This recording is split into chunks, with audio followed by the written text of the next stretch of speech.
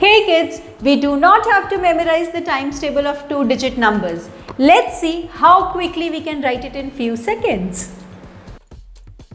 To write 34's table, we just have to combine 3 and 4's table. 3, 4, 34. 68. Now when it is a two-digit number, the 1 from 12 gets carried over to 9, makes it 102. 1 from 16 gets carried over, makes it 136. 170.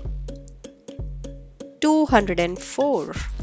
2 gets carried over to 21, makes it 238. 272. 306 and 340. It's super amazing and easy, isn't it?